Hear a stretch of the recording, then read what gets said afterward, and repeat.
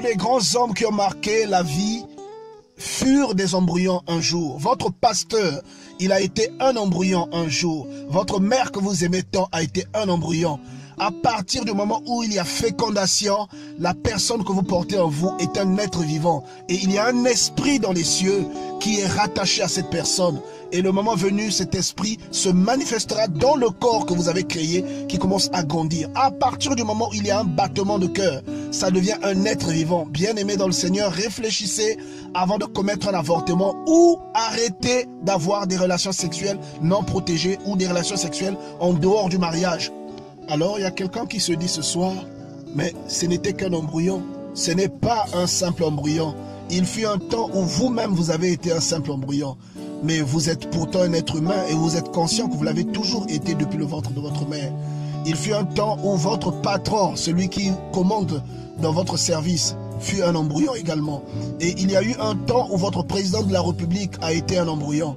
Toutes les personnes que vous voyez sur terre, Mahatma Gandhi fut un embryon un jour, Martin Luther King fut un embryon, Barack Obama fut un embryon, Nelson Mandela fut un embryon. Imaginez un seul instant que leurs parents aient décidé d'avorter. Vous n'aurez jamais connu ces personnes extraordinaires que Dieu vous a permis de connaître.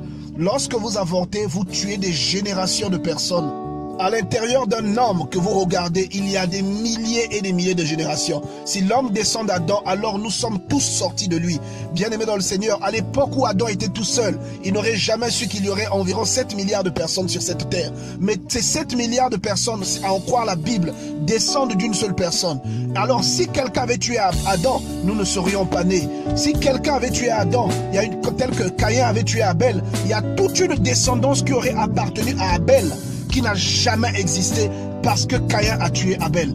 La Bible dit que les Juifs, les Sémites, descendent de Seth. Vous voyez, c'est toute une génération. On vous parle de la descendance de Seth, mais on ne vous parle pas de la descendance d'Abel.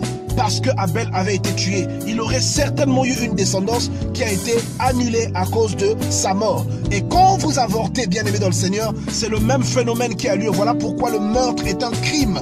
L'avortement est un crime. Soyez-en conscients, mes bien-aimés dans le Seigneur. Et à vous qui pratiquez les avortements sur les femmes, vous êtes autant coupables devant Dieu que les femmes qui se font avorter par vous. Et lorsque vous voyez le noyau d'un fruit, il y a le même fruit dans le noyau. Il y a les arbres qui portent ce fruit dans le noyau. Et lorsque vous tuez un embryon, dans cet embryon, il y a des générations et des générations de personnes que vous tuez en même temps. Et la Bible dit dans le psaume 139, « Tous les jours de ma vie étaient inscrits dans ton livre avant qu'aucun d'eux ne puisse exister. » Lorsque vous tuez un enfant qui est dans votre ventre, vous empêchez à Dieu de réaliser le destin d'un être humain. Vous vous rendez compte? Et non seulement vous empêchez cet être humain de venir à la rencontre de son destin, mais vous bouleversez une grande partie des plans de Dieu. Cette personne aurait peut-être pu être un médecin, elle aurait peut-être pu sauver quelqu'un, elle aurait pu devenir un serviteur de Dieu, qui aurait ramené les âmes vers Dieu. Elle aurait pu être une personne qui vient épouser une femme ou un homme pour emmener la délivrance dans la vie de cette personne. En effet, il y a des gens qui sont enchaînés et leur délivrance est étroitement rattachée à d'autres gens que Dieu envoie à leur secours sous la forme du mariage. Et en avortant, vous empêchez toute une série de choses de se réaliser. Lorsque Dieu a parlé à Jacob, Joseph n'était pas encore né. Mais Dieu savait que Joseph existait déjà en Jacob. L'enfant que tu tues dans ton ventre, il y a d'autres enfants qui existent en lui et ainsi de suite jusqu'à des générations infinies. En avortant, vous éliminez tout un processus et vous empêchez Dieu d'accomplir un plan. Et vous ne pourrez jamais rétablir ce plan. Imaginez un seul instant que Marie ait avorté. Le corps qui a servi à Dieu de se manifester dans ce monde n'aurait jamais existé. Imaginez un peu si les parents de Moïse avaient décidé d'avorter et les enfants d'Israël n'auraient pas connu la délivrance qu'ils ont connue ou au moment où ils l'ont connue. Parce qu'il n'y avait personne d'autre selon Dieu que Moïse pour réaliser le plan qu'il avait réalisé. J'aimerais que quelqu'un qui écoute cette prédication aujourd'hui prenne la décision de ne plus jamais avorter et de ne plus jamais encourager quelqu'un à avorter parce que l'avortement est un meurtre. J'aimerais que quelqu'un qui écoute et qui a pratiqué un avortement un jour dans sa vie, que cette personne prenne la décision de demander pardon à Dieu afin que Dieu vienne restaurer ce qui lui a été enlevé. Personne n'est venu au monde par erreur, même pas les gens qui viennent au monde après un viol. Vous ne venez pas par erreur. Vous n'êtes pas le résultat du hasard. Alors, si vous êtes enceinte par accident, vous saviez très bien ce que vous faisiez au moment où vous étiez en train de faire cet accident. Bon, il y a des gens qui avortent, qui ne peuvent plus jamais avoir d'enfants et ils aimeraient donner tout ce qu'ils possèdent, toute leur richesse pour pouvoir concevoir et avoir des enfants. La grossesse elle-même peut avoir une nature illicite, mais la naissance d'un enfant est toujours quelque chose de planifié par le Seigneur. Il y a peut-être des choses que tu ne peux plus expérimenter aujourd'hui et tu ne sais pas d'où ce blocage te vient. Voilà pourquoi Dieu a placé tous ces garde-fous.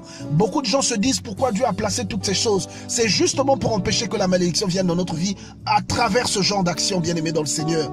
Et Dieu aujourd'hui te demande d'ouvrir les yeux. Arrête d'avorter, n'encourage pas l'avortement et ne sois pas complice d'avortement. Si quelqu'un veut aller avorter, surtout je m'adresse aujourd'hui à nos sœurs, quelqu'un veut aller avorter, ne l'accompagne pas, dissuade-le de cet avortement. Si tu l'accompagnes, tu deviens complice d'un meurtre.